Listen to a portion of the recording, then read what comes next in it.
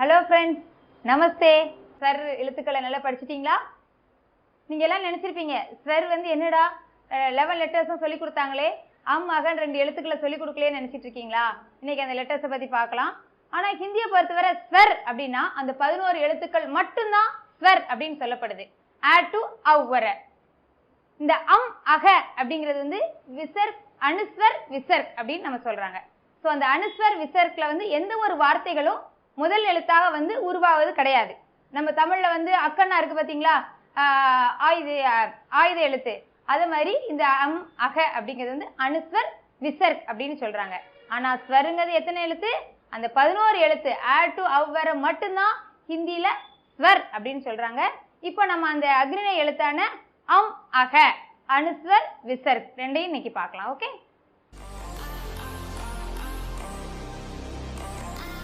Okay.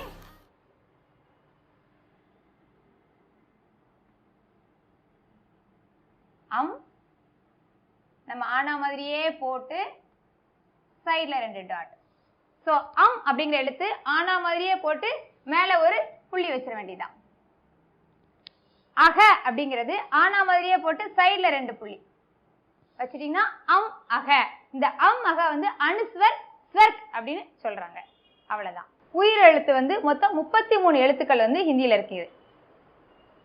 33 எழுத்துக்களை நம்ம எப்படி எழுதணும், அது எப்படி அந்த வடிவத்தோட சேர்ந்து எழுதணும், அதோட ப்ரொனன்சியேஷன், உச்சரிப்பு தான் ரொம்ப ரொம்ப முக்கியம். தேவநாயகி ஸ்கிரிப்ட்ல அந்த உச்சரிப்பு எப்படி அப்படிங்கிறத நம்ம இப்ப பார்க்க போறோம். ஃபர்ஸ்ட் நம்ம தமிழ்ல உள்ள மாதிரி க, ச, ட, த, ப வரிசையில இருக்கும். ஃபர்ஸ்ட் நம்ம க வரிசை பார்க்க போறோம். க வரிசை அப்படின்னு எடுத்துக்கிட்டீங்கன்னா நம்ம தமிழ்ல வந்து ஒரே ஒரு க தான். கண்ணன், கமலா, கணேஷ், க எல்லாத்துக்குமே நம்ம ஒரே ஒரு கேவை தான் யூஸ் பண்றோம். ஆனா ஹிந்தியில அப்படி கிடையாது. வித்தியாசமான உச்சரிப்புகள். கணேஷ், கண்ணன், கணேஷ், ஷாருக் கான், அந்த மாதிரி வித்தியாசமான உச்சரிப்புகள் நம்ம பயன்படுத்துறதுனால உச்சரிப்புகளுக்கு தகுந்த மாதிரி எழுத்துக்களும் வந்து ஹிந்தியில இருக்கின்றன. இப்போ மலையாளத்தில் எடுத்துக்கிட்டீங்கன்னா அதுலயும் வந்து 4 க உண்டு. வித்தியாசமான உச்சரிப்புகள் இருக்கும். நம்ம வித்தியாசமான தமிழ்ல உச்சரிப்புகள் பயன்படுத்துறோம். ஆனா எழுத்துக்கள் தமிழ்ல ஒரே ஒரு எழுத்துக்கள் தான். இப்போ தேவநாயகி ஸ்கிரிப்ட்ல வந்து அந்த வித்தியாசமான உச்சரிப்புக்கு உண்டான எழுத்துக்கள் இருக்கு. இப்ப க அப்படின்னு எடுத்துக்கிட்டீங்கன்னா 4 விதமா வந்து க இருக்கு. இப்போ அந்த க வரிசையை நம்ம பார்க்க போறோம். நேரா ஒரு கோடு,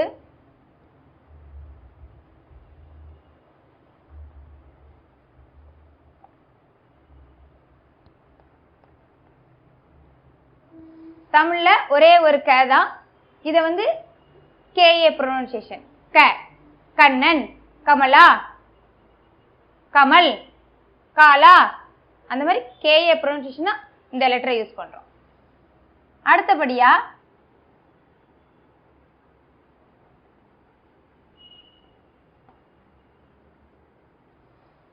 KHA ப்ரொனன்சியேஷன். ஷாருக் கான், அமீர் கான். ஆனா தமிழ்ல பாருங்க ஷாருக் கான், கேஏ நம்ம தமிழ்ல வந்து கான் அப்படின்னு தான் எழுதுறோம். ஏன்னா நமக்கு வந்து KHAக்கு ப்ரொனன்சியேஷன் உச்சரிப்பு இல்ல, அதனால நம்ம வந்து கான் எழுதுறோம். ஆனா சொல்றப்ப ஷாருக் கான், அமீர் கான் அப்படின்னு சொல்றோம். ஸோ இந்த லெட்டர் வந்து KHA ப்ரொனன்சியேஷன். யாரும் பயந்துட வேணாம், என்னடா கன்னு சொல்லுவாங்க, ஹிந்தினாலே கஷ்டம், அந்த மாதிரி கிடையவே கிடையாது. தமிழ் மக்கள் வந்து அழகா ஈஸியா தமிழை வந்து புரிஞ்சுக்கிடுவாங்க. இதை பாத்தீங்கன்னா KA ப்ரொனன்சியேஷன், KHA ப்ரொனன்சியேஷன், அவ்வளவுதான். நீங்க சொல்லி பாருங்க. KA ப்ரொனன்சியேஷன் கமல், கமலா, காலா, கல். நெக்ஸ்ட் லெட்டர் பாருங்க KHA. க, க, க, KHA. ஷாருக் கான், அமீர் கான், சல்மான் கான், கத், க.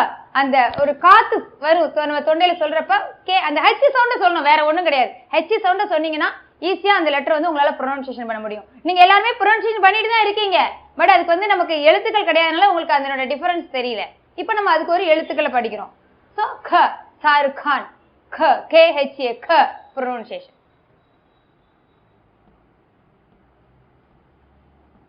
அடுத்தபடியா பாத்தீங்கன்னா GA ப்ரொனன்சியேஷன். இது எல்லாருமே அழகா நம்ம ப்ரொனன்சியேஷன் பண்றோம் தமிழ்ல, ஆனா அதுக்கு நமக்கு லெட்டர் கிடையாது, அதனால நமக்கு அந்த டிஃபரன்ஸ் தெரியல. GA pronunciation. கணேஷ் சொல்லி பாருங்க. கணேஷ், கணபதி, கீதா, கோபால். யாரும் கோபால் அப்படின்னு சொல்றது கிடையாது. யோசிச்சு பாருங்க. GA படம் கரெக்டா க சொல்லுவோம். கோபால், கணபதி, கணேஷ் அப்படின்னு சொல்லுமே தவிர கோபால், கோ அப்படி சொல்ல மாட்டோம் நம்ம. க ஜிஏ ப்ரொனன்சியேஷன் க. இது வந்து ஃபர்ஸ்ட் அந்த ஜி மாதிரி ஜே மாதிரி போட்டுட்டு நெக்ஸ்ட் இந்த கோடு ஃபர்ஸ்ட் இதை போட்டிங்கன்னா க pronunciation. Ganesh, Geeta, Gopal. Next letter பார்த்தீங்கன்னா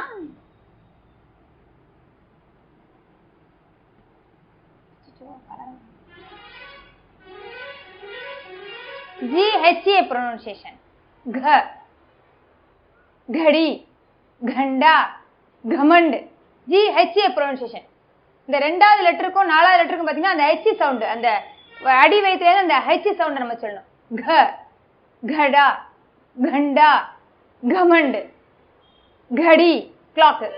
சோ இந்த மாதிரி GHA pronunciation. லாஸ்ட் லெட்டர் பாத்துக்கிட்டீங்கன்னா